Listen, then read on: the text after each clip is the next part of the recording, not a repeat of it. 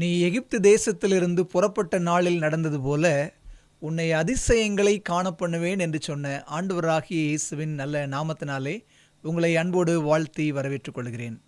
குருட்டாட்டமும் திறக்கப்பட்ட கண்களும் என்ற தலைப்பின் அடிப்படையில் இதுவரை 2 பாடங்களை நாம் படித்திருக்கிறோம். இந்த நாளிலும் கூட 3வது பாடமாக அதிசயத்தை அசட்டை செய்து அழிந்தவர்கள் என்கிற தலைப்பின் கீழாக இந்த நாளிலும் கூட நாம் தியானம் செய்ய இருக்கிறோம். ஒரு சின்ன சம்பவத்தோடு கூட நம்முடைய செய்திக்குள்ளாக கடந்து செல்வோம். 24 வயதுடைய ஒரு வாலிபன் ரயிலில் தன்னுடைய தகப்பனோடு பயணம் செய்து கொண்டிருந்தான். ரயிலில் ஜன்னல் ஓரமாக அமர்ந்திருந்த அவன் வெளியே இருக்கக்கூடிய மரங்களை பார்த்து, அப்பா, மரங்கள் எல்லாம் நமக்கு பின்பாக ஓடிக்கொண்டிருக்கிறது என்று சத்தமிட்டு சொன்னானாம்.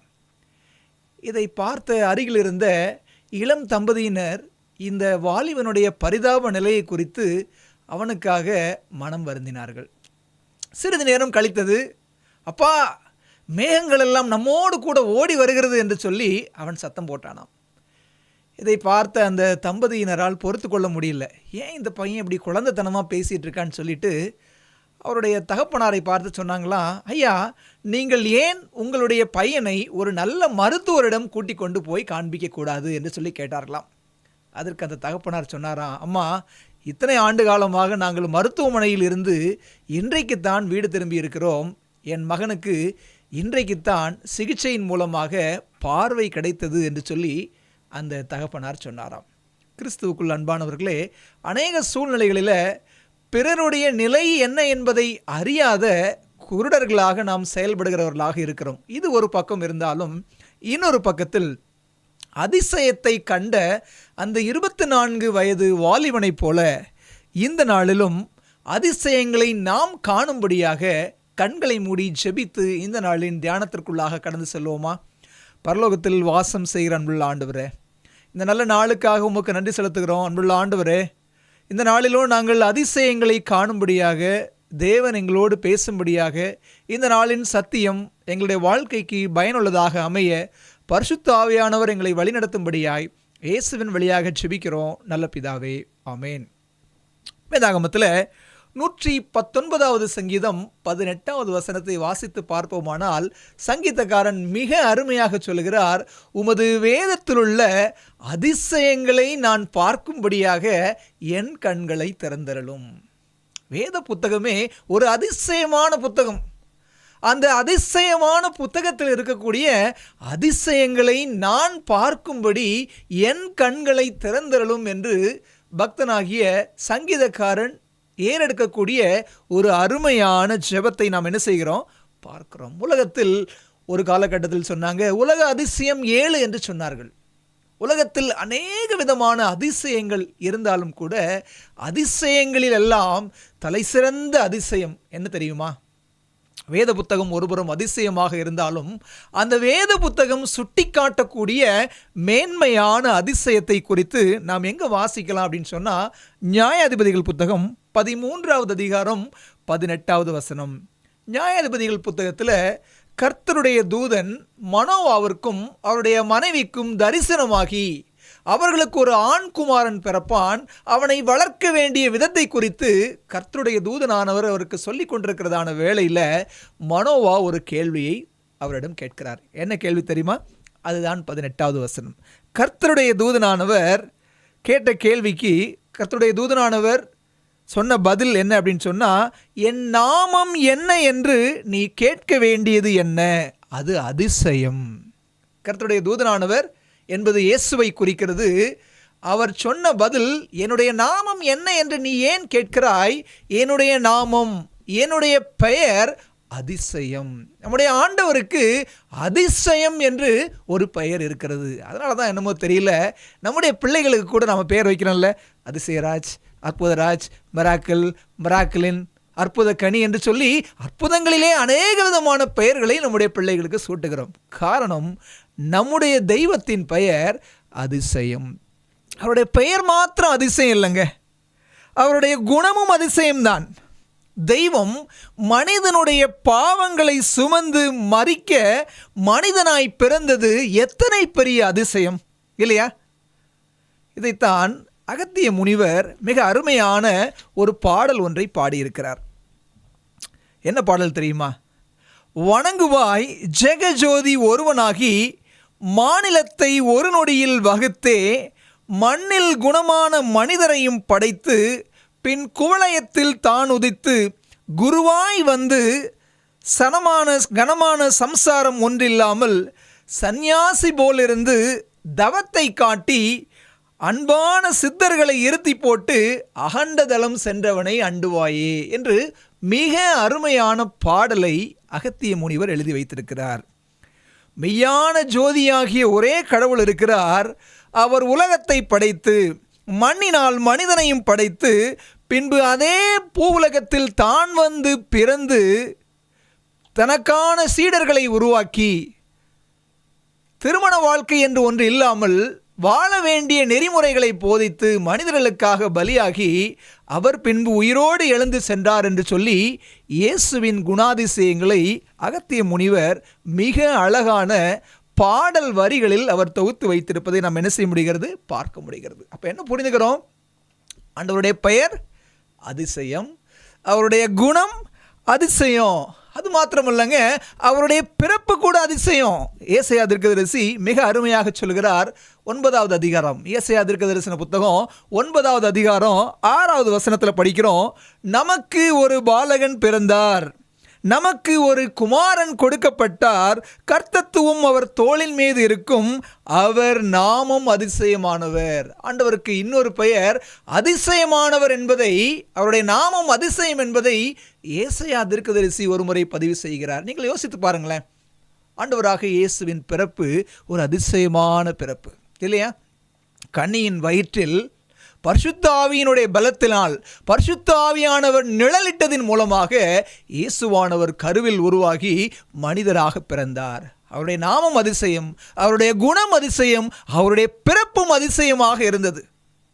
இவ்வளவு ஏங்க, அவருடைய செயல் ஒவ்வொன்றுமே அதிசயமாகத்தான் இருந்தது. யோவான் அழகாக சொல்லுகிறார், இயேசு கிறிஸ்து செய்திராத வேறு அநேக அற்புதங்களும் உண்டு.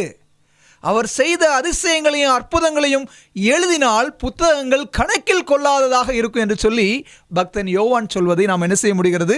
பார்க்க முடிகிறது. ஆண்டவராகிய தேவன் ஆராய்ந்து முடியாத பெரிய காரியங்களையும் எண்ணி முடியாத அதிசயங்களையும் செய்கிறவர். அவருடைய பெயர் அதிசயம், அவருடைய குணம் அதிசயம், அவருடைய பிறப்பு அதிசயம், அவருடைய செயல்கள் ஒவ்வொன்றும் அதிசயமாகத்தான் இருக்கிறது. ஆண்டவராகிய தேவன் செய்த அநேக அதிசயங்கள் வேத புத்தகத்தில் எழுதியிருக்கிறது.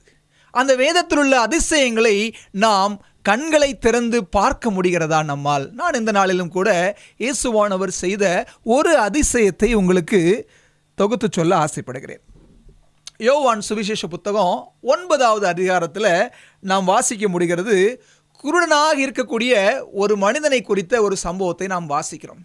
இந்த மனிதனை இயேசுவானவர் சந்தித்த நாளில் இயேசுவானவர் நான் உலகத்திற்கு ஒளியாய் இருக்கிறேன் என்று சொல்லி அந்த பிறவி குருடனுடைய கண்களை அவர் திறந்தார் என்று சொல்லி யோவான் 9வது அதிகாரத்தில் நாம் என்ன செய்ய முடிகிறது? வாசிக்க முடிகிறது. 5வது வசனம் பாருங்க. நான் உலகத்தில் இருக்கையில் உலகத்திற்கு ஒளியாய் இருக்கிறேன் என்றார். இவைகளை சொல்லி அவர் தரையிலே துப்பி உமிழ்நீரினால் சேறுண்டாக்கி அந்த சேற்றை குருடனுடைய கண்களில் பூசி நீ போய் சீலோவாம் குளத்திலே கழுவு என்றார். சீலோவாம் என்பதற்கு அனுப்பப்பட்டவன் என்று அர்த்தமாம். அப்படியே அவன் போய் கழுவி பார்வை அடைந்தவனாக திரும்பி வந்தான் என்று சொல்லி நாம் என்ன செய்கிறோம்? இங்கு வாசிக்க முடிகிறது. சரிங்களா? இவன் ஒரு பிறவி குருடன். இந்த பிறவி குருடன் இயேசுவை சந்தித்த நாளிலே அவருடைய வாழ்க்கையில் ஒரு பெரிய அதிசயம். இதுவரை பார்வை இல்லாத இருந்த ஒரு மகன் இப்பொழுது முழுமையும் பார்வை பெற்றவனாக என்ன செஞ்சான்? மாறினான். அதே அதிகாரத்தில் தொடர்ந்து நாம் படித்து பார்த்தோம் அப்படின்னு சொன்னால் 35 நாம் படித்து பார்க்கும் பொழுது ஒரு காரியத்தை புரிந்து கொள்ள முடிகிறது. இவன் பார்வையடைந்த விதத்தை கேள்விப்பட்ட மாத்திரத்தில் பரிசேயரும் யூத ஜனங்களும் இயேசுவால் குணமடைந்தான் என்பதை அறிந்த அவர்கள் இவனை புறம்பே தள்ளிவிட்டார்கள். 35வது வசனம் பாருங்க. அவனை அவர்கள் புறம்பே தள்ளிவிட்டதை இயேசு கேள்விப்பட்டு அவனை கண்டபோது நீ தேவனுடைய குமாரனிடத்தில் விசுவாசமாய் இருக்கிறாயா அப்படின்னு சொல்லி என்ன செய்றாரு? ஆண்டவராகிய கிறிஸ்து கேட்கிறார். அதற்கு அவன், ஆண்டவரே, அவரிடத்தில் நான் விசுவாசமாய் இருக்கும்படிக்கு அவர் யார் என்றான். இயேசு அவனை நோக்கி, நீ அவரை கண்டிருக்கிறாய், உன்னுடனே பேசுகிறவர் அவர்தானே என்றான். உடனே அவன், ஆண்டவரே, விசுவாசிக்கிறேன் என்று சொல்லி அவரை பணிந்து கொண்டான். நல்லா கவனிச்சு பாருங்க. பிறவி குருடன், பிறந்ததிலிருந்தே கண் பார்வை தெரியாத ஒரு மனிதன், என்றைக்கு இயேசு அவனுடைய கண்களை திறந்தாரோ, இயேசு அவருடைய கண்களை திறந்த மாத்திரத்தில் இவர்தான் மெய்யான பிதாவின் குமாரனாகிய மேசியா என்று சொல்லி அவன் அறிந்து கொண்டான். அப்போ திறந்தது அவனுடைய சரீர கண்கள் மாத்திரமல்ல, அவனுடைய ஆவிக்குரிய கண்களும் திறந்தது.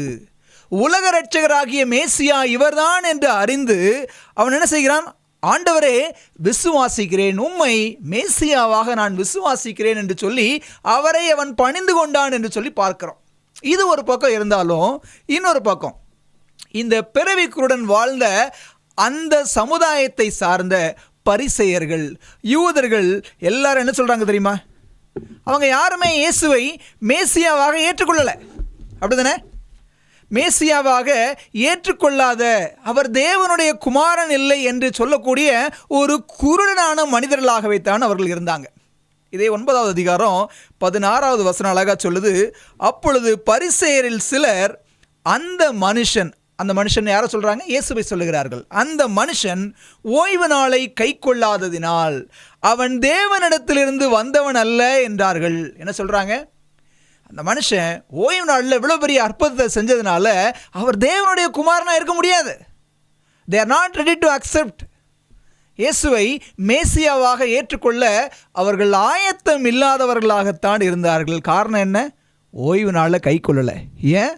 ஓய்வு நாளில் இவர் அற்புதம் செய்திருக்கிறார், இது பாவம் அப்படின்னு சொல்லி மேசியாவை இனம் கண்டுகொள்ளாத குருடர்களாக அந்த கால ஜனங்கள் இருக்கிறாங்க. கிறிஸ்துவுக்குள் அன்பானவர்களே, யோசித்து பார்த்தேன்னு சொன்னால், விதியை பிடித்து கொண்டு நீதியை விட்டுவிட்டார்கள். விதி என்றால் லா. பிரமாணத்தை பிடித்து கொண்டு இரக்கத்தை விட்டுட்டாங்க. பிரமாணத்தை பிடித்து கொண்டு இரக்கத்தை காண்பிக்க தெரியாத குருட்டாட்டம் உள்ள ஜனங்களாகவே தான் யூதர்கள் இருந்தாங்க. மீதமான திருச்சபையின் அங்கங்களே, நான் உங்களிடம் ஒரு கேள்வி கேட்குறேன்.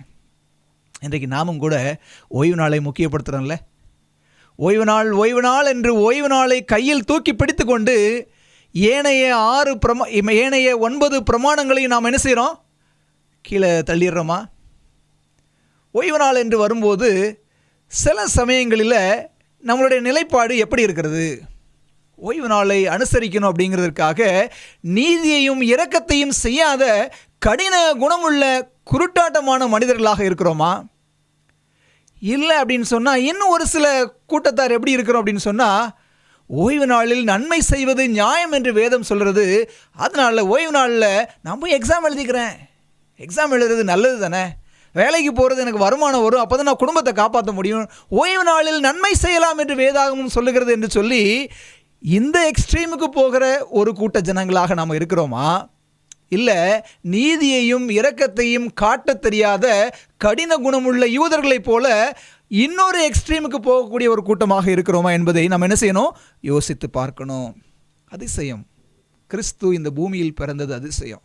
அவர் அந்த பூமியில் இருந்த நாட்களில் அநேக அதிசயங்களை செய்தாலும் கூட அந்த அதிசயத்தை மனதார ஏற்றுக்கொள்ள முடியாத குருடர்களாகவே யூதர்கள் வாழ்ந்து வந்தாங்க. அதனால தான் ஏசாமி மத்தேயு 23 அதிகாரத்தில் பார்த்தீங்கன்னா, குருடர்களே, குருடரான வழிகாட்டிகளே, குருடரான பரிசேயரேன்னு சொல்லி அவர்களிடத்தில் காணப்படக்கூடிய அநேக மாய்மாலங்கள், அநேக குருட்டாட்டம் உள்ள காரியங்களை எல்லாம் ஒன்றன் பின் ஒன்றாக சுட்டி காட்டி கொண்டே வந்துட்டு கடைசி அவர் சொல்கிறாரு 37வது வசனத்தில், எருசலேமே எருசலேமே, கோழி தன் குஞ்சுகளை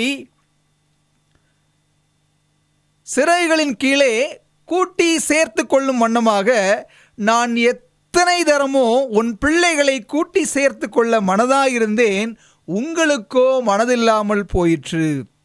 இதோ உங்கள் வீடு உங்களுக்கு என்ன செய்யும்? பாழாக்கி விடப்படும் என்று சொல்லி இயேசுவானவர் கண்ணீரோடு கதறி அழுத வார்த்தைகளை நாம் என்ன செய்ய முடிகிறது? வாசிக்க முடிகிறது. இயேசுவையும் அவருடைய முதல் வருகையும் அவங்க ஏற்றுக்கல, அது மாத்திரமல்ல, எருசலேம் அழியும் என்று சொன்ன அவருடைய எச்சரிப்பின் செய்தியும் ஏற்றுக்கொள்ள முடியாமல் கடைசியில் எருசலேம் அழிவில் அவர்கள் எல்லாருமே அழிந்து போனார்கள். அதிசயத்தை அசட்டை செய்து அழிந்து போன ஒரு கூட்டம் யார் அப்படின்னு சொன்னால் அந்த காலத்து யூத ஜனங்கள். ஆண்டவரையும் ஏற்றுக்கல, அவர் சொன்ன எருசலேமின் அழிவை குறித்து அவங்க ஏற்றுக்கல. எல்லாவற்றையும் அசட்டை செய்த குருடர்களாக வாழ்ந்த அவர்கள் எருசலேம் அழிவில் மடிந்து போனதை நாம் என்ன செய்ய முடிகிறது? பார்க்க முடிகிறது. எப்படி யூதர்கள் ஒரு விசேஷித்த ஜனங்களாக இருந்தார்களோ அதே போல இந்த இறுதி காலத்தில் மீதமான திருச்சபையின் அங்கங்களாகிய நீங்களும் நானும் ஒரு விசேஷித்த ஜனம். நமக்கென்று விசேஷித்த சத்தியம் கொடுக்கப்பட்டிருக்கிறது. விசேஷித்த ஜனங்களாகிய நீங்களும் நானும் அவர்களைப் போல அதிசயத்தை அசட்டை செய்யக்கூடிய குருடர்களாக இருக்கிறோமா? ஒரு விஷயம் யோசித்து பாருங்களேன். நம்மிடத்தில் ஏதாவது குருடு இருக்கிறதா? ஆன்மீக குருடு. வேதாகமத்தின் அடிப்படையில் நமக்கு நாம் வைத்துக் கொள்ளக்கூடிய ஒரு பெயர் என்ன? நாம் அனைவரும் லவோதிக்கியா சபையை சார்ந்தவர்கள். கடைசி சபை, 7 சபைகளில் கடைசி சபை லவோதிக்கியா சபை. இந்த சபைக்கு பின்பாக இயேசுவின் ராஜ்யம் ஸ்தாபிக்கப்படும் என்று முழுமையாக நம்புகிற லவோதிக்கியா சபையின் அங்கங்களாகிய நீங்களும் நானும் கண்ணு திறந்திருக்கிறோமாங்க? லவோதிக்கியா சபையை பற்றி வேதாகமம் என்ன சொல்லுது பாருங்களேன். வெளிப்படுத்தின விசேஷம் 3வது அதிகாரம் 17வது வசனத்தில் படிக்கிறோம். நீ, அதாவது யாரு? லவோதிக்கியா சபையோட விசுவாச பிள்ளைகளாகிய நீங்களும் நானும், நீ நிர்பாக்கியம் உள்ளவனோ, பரிதபிக்கப்படத்தக்கவனோ, தரித்திரனோ, குருடனும் நிர்வாணியுமாய் இருக்கிறதை அறியாமல் எனக்கு ஒரு குறைவும் இல்லை என்று சொல்லுகிறபடியால். பரிதாபமான ஒரு நிலை என்ன தெரியுமாங்க? ஒரு மனுஷன் தான் குருடன்னு தெரியாமல் இருக்கிறத விட பரிதாபமான விஷயம் வேறு எதுவுமே கிடையாது. லவோதிக்கியா சபையோட நிலைமை நிர்பாக்கியம் உள்ளவனாக இருக்குது, பரிதாபமான நிலையில் இருக்கிறது, தரித்திரனாக இருக்கிறது, குருடனாக இருக்கிறது. ஆனால் இதெல்லாம் இருந்தும் நான் ஐஸ்வர்யவான், நான் திரவிய சம்பன்னன், எனக்கு ஒரு குறைவும் இல்லை என்று சொல்லக்கூடிய ஒரு பெரிய குருட்டாட்டம் லவோதிக்கியா சபையில் காணப்படுகிறது. நம்மளும் கூட அப்படி தான் நினைக்கிறோம்.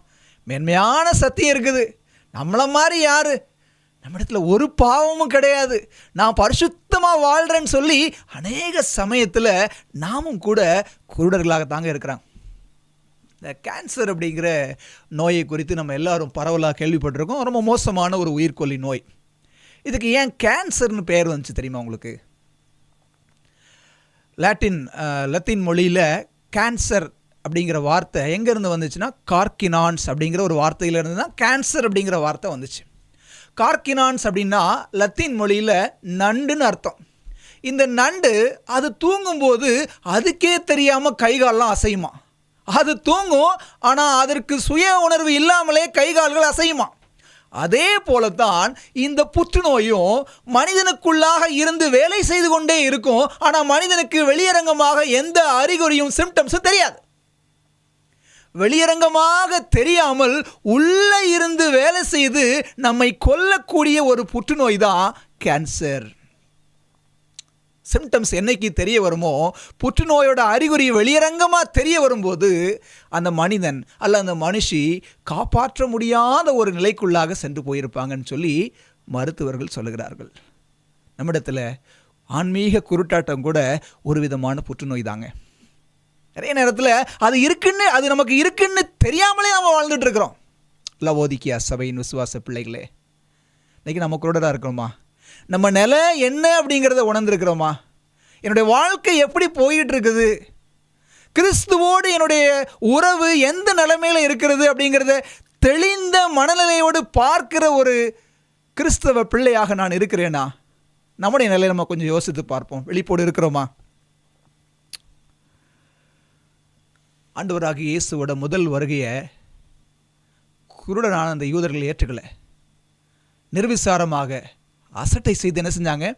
அழிந்து போனாங்க. வேதாகமம் சொல்லுகிறது, அவருடைய 2வது வருகையும் கூட அநேக பிள்ளைகள் அசட்டை செய்து குருடர்களாக இருந்து அழிந்து போகக்கூடிய ஒரு துர்பாக்கியமான நிலைக்கு வழிநடத்தப்படுவாங்க அப்படின்னு மத்திய 25வது அதிகாரம் 48வது வசனம் பாருங்க. அந்த ஊழியக்காரனோ பொல்லாதவனாய் இருந்து என் ஆண்டவன் வர நாள் செல்லும் என்று தன் உள்ளத்தில் சொல்லிக்கொண்டு, என்ன சொல்கிறான்?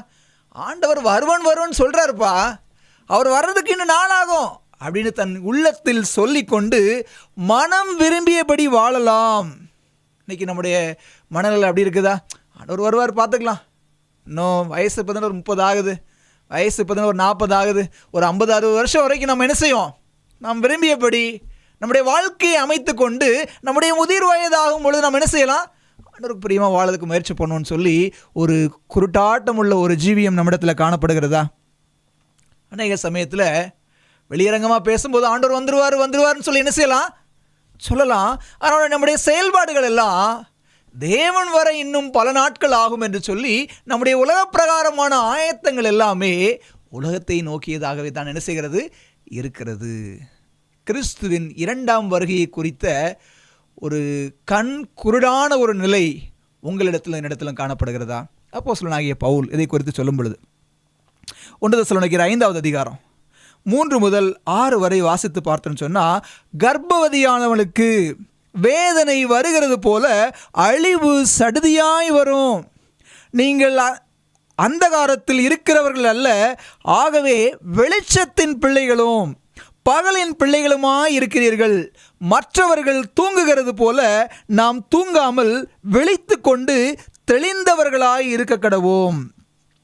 கிறிஸ்துவுக்குள் அன்பானவர்களே, அப்போஸ்தலனாகிய பவுல் சொல்லுகிறார், நீங்கள் இருளில் இருக்கிற குருட்டாட்டமான ஜனங்களைப் போல அல்லாமல் ஒளியின் பிள்ளைகளாக, வெளிச்சத்தின் பிள்ளைகளாக, பகலின் பிள்ளைகளாக என்ன செய்யுங்க? கிறிஸ்துவின் வருகைக்காக ஆயத்தமுள்ளவர்களாக இருங்கள் என்று சொல்லி அப்போஸ்தலனாகிய பவுல் சொல்லக்கூடிய ஒரு அறிவுரையை நாம் என்ன செய்ய முடிகிறது? பார்க்க முடிகிறது. நம்முடைய நிலைமை என்ன என்பதை நாம் என்ன செய்வோம்? ஒரு விஷயம் யோசித்து பார்ப்போம். வேதாகமத்தில் சொல்லப்பட்ட அதிசயம், இயேசுவானவர் அதிசயம், அவருடைய நாமம் அதிசயம், அவருடைய குணம் அதிசயம், அவருடைய பிறப்பு அதிசயம், அவருடைய செயல்கள் எல்லாமே அதிசயமாகத்தான் இருந்தது. அந்த அதிசயத்தையும் அவருடைய 2ஆம் வருகையையும் விழிப்போடு ஏற்றுக்கொள்ள நாம் ஆயத்தமுள்ளவர்களாக இருக்கிறோமா? இல்லை யூதர்களைப் போல குருடராய் நிர்விசாரமாய் நாம் என்ன செய்கிறோம்? வாழ்ந்து கொண்டிருக்கிறோமா என்பதை என்ன செய்யுங்க? ஒரு விஷயம் யோசித்து பாருங்கள். இது முதல் உதாரணம். யூத ஜனங்கள் அதிசயத்தை அசட்டை செய்து அழிந்தார்கள்.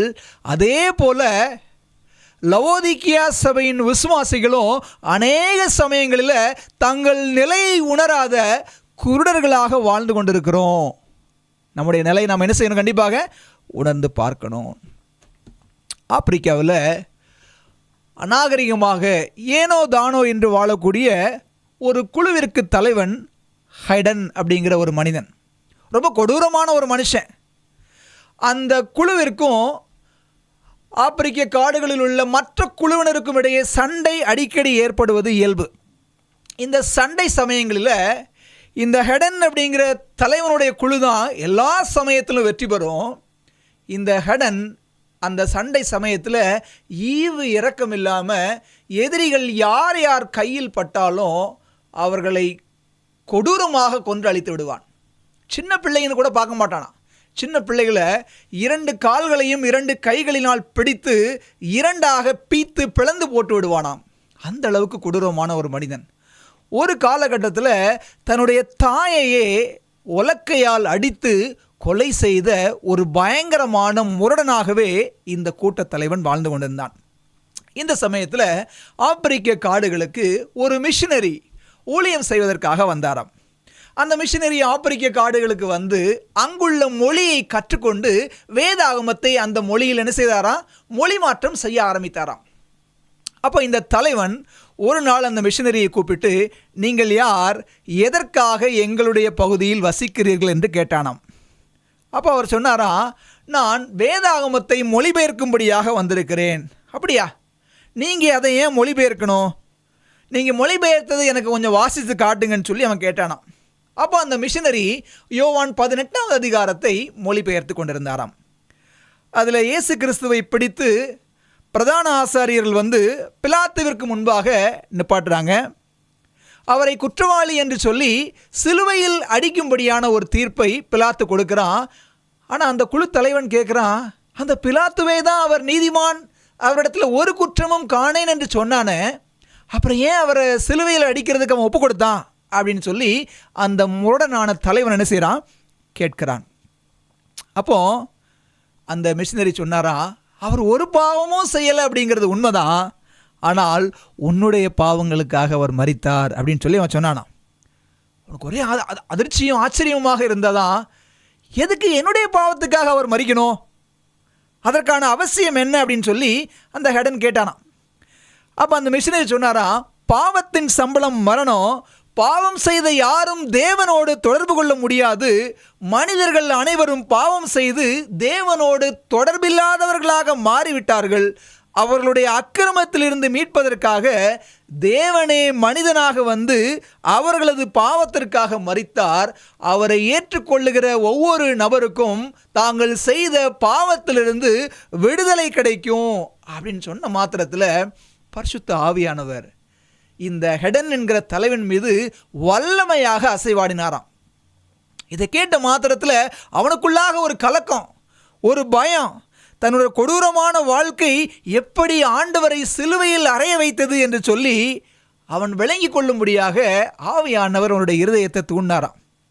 ஆண்டவராகிய இயேசுவின் அன்பிற்கு முன்பாக அந்த கடினமான பாறை போன்ற இருதயம் சுக்குநூறாக நொறுங்குச்சாங்க. தன்னுடைய பாவத்தை உணர்றான், தன் நிலையை அவன் உணர்ந்து கொண்டான். அதனுடைய பாரத்தை தாங்காம அவ்வளோ பெரிய கொடூரமான மனுஷன் ஒரு சிறு குழந்தையை போல தரையில் விழுந்து புரண்டு அழுகிறான். இயேசுவே, என் பாவங்களுக்காக எனது ஸ்தானத்தில் எந்த பாவமும் செய்யாத நீர் மரித்தீரே, நான் ஒரு துஷ்டன், நான் ஒரு துர்பாக்கியமான மனிதன், என்னை மன்னியும் என்று சொல்லி தன் நிலை உணர்ந்த மனிதனாக அவன் அழுதானான். இதை பார்த்து அவனுடைய ஜனங்களுக்கெல்லாம் ஒரு பெரிய ஆச்சரியம். தன்னுடைய வாழ்நாளில் இந்த மனிதன் ஒரு சொட்டு கண்ணீர் கூட விட்டது கிடையாது, இன்றைக்கு இப்படி தன்னுடைய பாவங்களுக்காக அழுது புலம்புகிறானே என்று சொல்லி எல்லாரும் மலைத்து போய் நின்று என்ன செஞ்சாங்களாம், வேடிக்கை பார்த்தாங்களாம். இந்த மனுஷன் ஆண்டவருடன் தன்னை ஒப்பு கொடுத்தான், ஒரு நல்ல கிறிஸ்தவனாக அவன் மாறினானாம். இதை பார்த்து தன்னுடைய ஜனங்கள் எல்லாருமே என்ன செஞ்சாங்களாம், இயேசுவுக்காக தங்களை ஒப்பு கொடுத்தாங்களாம்.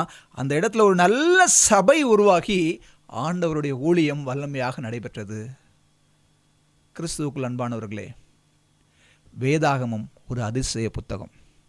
அந்த அதிசயத்தை கண்ட ஒரு மனிதனுடைய வாழ்க்கையில் ஒரு பெரிய அதிசயம் நடந்துச்சு. தன்னுடைய நிலையை உணர்ந்தான். இந்த வேதாகமத்தில் உள்ள அதிசயத்தை பார்க்கும்படியாக நம்முடைய கண்ணு திறந்திருக்குதா? யோசித்து பாருங்க. வேதாகமத்தில் உள்ள அதிசயங்கள் எல்லாம் நம்ம வாசிக்க ஆரம்பித்தோம் அப்படின்னு சொன்னால், தேவன் அந்த தலைவனுடைய இருதயத்தில் உணர்த்தியது போல நம்முடைய பாவங்களையும் ஒன்றொன்னா உணர்த்துவார். நீங்கள் யாரு, நான் யாரு, நான் என்ன செய்து கொண்டிருக்கிறேன், என்னுடைய பாவம் எவ்வாறு இரட்சகரை சிலுவையில் அறைகிறது என்று நம் நிலை உணரும்படியாக தேவன் நம்மை உணர்த்துவார். அப்படி உணர்த்தப்படும் பொழுது நிச்சயமாக நம்முடைய குருட்டாட்டமான ஒரு வாழ்க்கை நீங்கி, பவுல் சொன்னது போல அந்தகாரத்தில் இருக்கிற ஒரு வாழ்க்கையை விட்டுட்டு ஒளியின் பிள்ளைகளாக, வெளிச்சத்தின் பிள்ளைகளாக இயேசுவிடம் நம்மை ஒப்படைப்போம். அன்றைக்கு நம்முடைய குருட்டாட்டம் எல்லாம் நம்மை விட்டு வெளிந்து போயிடும். கிறிஸ்துவுக்குள் அன்பானவர்களே, ஒரு நிமிடம் யோசித்து பாருங்கள். உங்களிடத்தில் காணப்படக்கூடிய ஏதாவது குருட்டாட்டம் தேவன் உங்களுக்கு உணர்த்துகிறாரா? இந்த நாளில் அதை ஆண்டவர்கிட்ட ஒப்பு கொடுங்க. ஆண்டவரே, என்னிடத்தில் இப்படிப்பட்ட ஒரு பெரிய குருட்டாட்டம் இருக்கிறது என்று சொல்லி நம்ம ஆண்டவர்கிட்ட ஒப்பு கொடுப்போம் அப்படின்னு சொன்னால், நிச்சயமாக தேவன் நம்முடைய பிறவிக்குருடைய கண்களை திறந்த ஆண்டவர் நம்முடைய ஆவிக்குரிய கண்களை திறக்க அவர் வல்லமை உள்ளவராக இருக்கிறார். அதிசயத்தை அசட்டை செய்து அழிந்து போன நம்முடைய முற்பிதாக்களைப் போல நாம் இருக்க வேண்டிய அவசியம் இல்லை. இஸ்ரவேல் ஜனங்களுடைய வாழ்க்கையை யோசித்து பாருங்கள். தேவன் அவருடைய வாழ்க்கையில் எவ்வளவு அதிசயமாக நடத்தினார். 10 வாதைகள் மூலமாக எகிப்திலிருந்து அதிசயமாக அவர்களை வழிநடத்தி கொண்டு வந்தார். அவர்கள் போகிற வழியில் தண்ணி இல்லை, மாறாவின் தண்ணீரை மதுரமாக மாற்றி அதிசயத்தை செய்தார். சாப்பிட்றதுக்கு சாப்பாடு இல்லைன்னு சொல்லி முறுமுறுத்த மாத்திரத்தில் வானத்தின் தானியம், தேவ தூதர்கள் சாப்பிடக்கூடிய மன்னாவை ஆகாரமாக கொடுத்தார். எவ்வளவு விசேஷித்தமான ஜனங்கள்! தேவதூதர்களுடைய சாப்பாடையே அவங்களுக்கு சலிச்சு போயிடுச்சு. எங்களுக்கு இறைச்சி வேணும், கொமட்டி காய்கள் வேணும் என்று கேட்ட மாத்திரத்தில் அவங்க என்னெல்லாம் கேட்டாங்களோ எல்லாவற்றையும் அதிசயமாக ஆண்டவர் கொடுத்தாரு. அவர்களை அதிசயமாக நடத்தினார். ஆனாலும் கூட இந்த ஜனங்கள் அவரை விசுவாசியாத குருடர்களாக, முரட்டாட்டம் உள்ள ஜனங்களாக, அவரை பரீட்சை பார்க்கக்கூடிய மனிதர்களாகவே தான் குருடர்களாகத்தான் இருந்தாங்க. கடைசியாக அவருடைய அவிசுவாசத்தின் நிமித்தமாக எகிப்திலிருந்து புறப்பட்ட முதல் சந்ததியான அந்த எல்லா இஸ்ரவேலர்களும் வனாந்திரத்திலே அழிந்து போயிட்டாங்க. எதனால்? அதிசயத்தை அசட்டை செய்ததினால, அதிசயமான ஆண்டவரை அசட்டை செய்ததினால. பகலில் மேகஸ்தம்பம், இரவில் அக்னிஸ்தம்பம், கர்த்தருடைய தூதனானவர் அவர்களுக்கு முன்பாக கடந்து சென்றார். இத்தனை அதிசயங்களையும் கூடவே வைத்திருந்த இந்த ஜனங்கள் கூட அந்த அதிசயத்தை விசுவாசிக்காமல் அசட்டை செய்து அழிந்து போனார்கள். கிறிஸ்துவுக்குள் அன்பானவர்களே, நீங்களும் நானும் அந்த அதிசயத்தை கண்ணார பார்த்துட்டோமா? அவருடைய அதிசயங்களை எல்லாம் ஒவ்வொரு நாளும் அவர் உணர்த்தக்கூடிய நடத்துகிற அதிசயங்களை எல்லாம் நம்முடைய வாழ்க்கையில் உணர்ந்து பார்த்துருக்கிறோமா? இஸ்ரவேல் ஜனங்களை நடத்திய அதே தெய்வம் அதிசயமாக இன்றைக்கு நம்மையும் நடத்துகிறார். நாம் அவருக்கு நன்றியோடு ஜீவிக்கிறோமா? இந்த கண்கள் அதிசயத்தை பார்க்க திறந்திருக்கிறதா? தாவீது ஜெபித்த வண்ணமாக, உமது வேதத்திலுள்ள அதிசயங்களை நான் பார்க்கும்படி என் கண்களை திறந்திரலும் என்று சங்கீதக்காரன் ஜெபித்தானே. அதிசய புத்தகத்தை கண் திறந்து படிக்கிறோமா? அதிசயங்களை நம்மால் கண்டுகொள்ள முடிகிறதா? விலையில்லாத பொக்கிஷ வேத முத்துக்களை நம்மால் இனம் கண்டுகொள்ள முடிகிறதா? நம்முடைய வாழ்க்கையில் இந்த அதிசயத்தை பார்க்க முடியுதா? இந்த கண்ணு திறந்திருக்குதா? இன்றைக்கி நம்முடைய கண் டிவி பார்க்குறதுக்கு பல மணி நேரம் திறந்திருக்குது, சீரியல் பார்க்குறதுக்கு பல மணி நேரம் திறந்திருக்கிறது, தொலைக்காட்சியில் படங்களை பார்ப்பதற்கு மணிக்கணக்காக நம்முடைய கண்கள் திறந்திருக்கிறது, ஃபேஸ்புக்லேயும் வாட்ஸ்அப்லேயும் இணையதளத்தை பார்ப்பதற்காக நம்முடைய கண்கள் பல மணி நேரம் திறந்திருக்கிறது. வேதாகமத்தின் மகத்துவங்களையும் வேதத்தின் அதிசயங்களையும் பார்க்க நம்முடைய கண் திறக்கவே மாட்டேங்குதுங்க. கிறிஸ்துவுக்குள் அன்பானவர்களே, இதுவே ஒரு பெரிய ஆவிக்குரிய குருடு. யோவான் 5வது அதிகாரம் 38வது வசனம் அழகாக சொல்லுகிறது, வேத வாக்கியங்களை ஆராய்ந்து பாருங்கள், அவைகளால் நித்திய ஜீவன் உண்டென்று எண்ணுகிறீர்களே. என்னை குறித்து சாட்சி கொடுப்பவைகளும் இவைகளே என்று சொல்லி யோவான் எழுதுகிறார். வேத வாக்கியங்களை ஆராய்ச்சி பண்ணுறீங்களா? வேத வாக்கியங்களை ஆராய்ச்சி பண்ணால் நித்திய ஜீவன் மாத்திரம் இல்லைங்க, உலக பிரகாரமான ஆசீர்வாதங்களும் இருக்கிறது. அநேக மகத்துவமான காரியங்களை, அநேக அதிசயங்களை வேதாகமத்தில் நாம் என்ன செய்ய முடியும்? பார்க்க முடியும். விடை தெரியாத அநேக கேள்விகளுக்கு வேதாகமம் பதில் கொடுக்கிறது.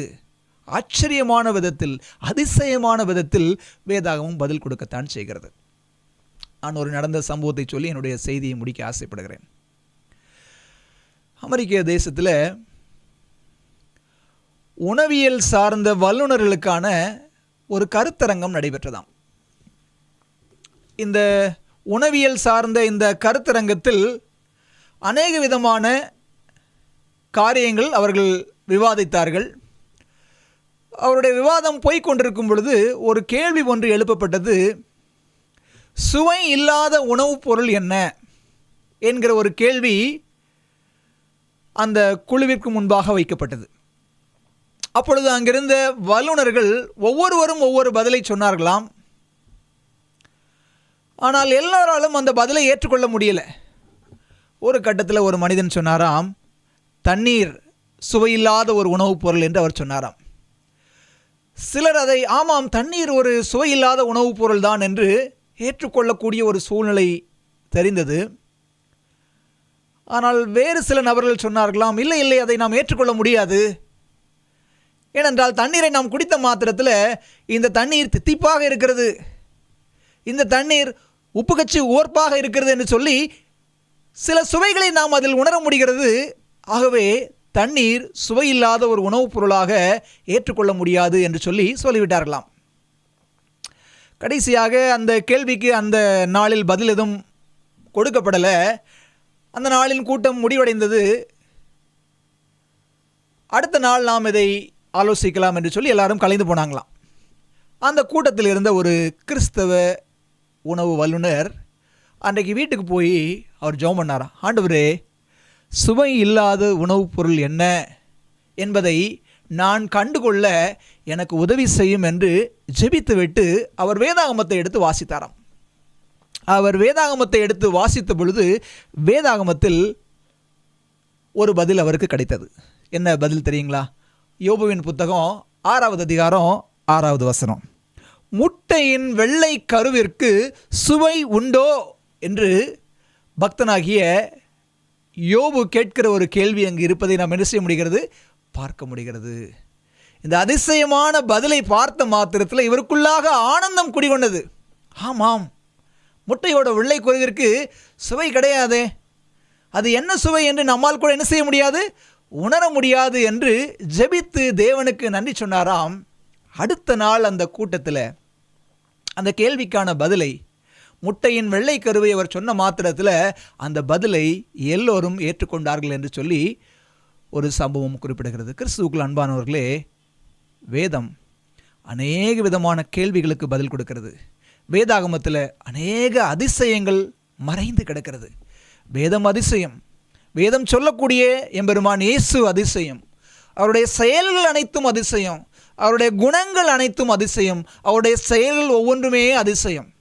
இன்றைக்கு நீங்களும் நானும் அந்த அதிசயத்தை காண, அந்த அதிசயத்தை சந்திப்பதற்கு 2ஆம் வருகையில் ஆயத்தமாக இருக்கிறோமா? கண்களை மூடி செபிப்போம். பரலோகத்தில் வாசம் செய்கிற அன்புள்ள ஆண்டவரே, தர்மையான நல்ல வேலைக்காக உமக்கு நன்றி செலுத்துகிறோம்.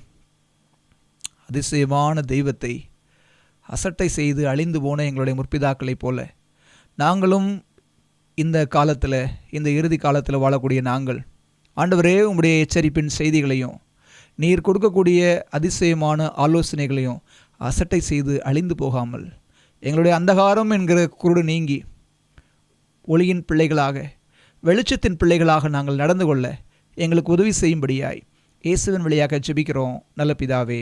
ஆமேன்.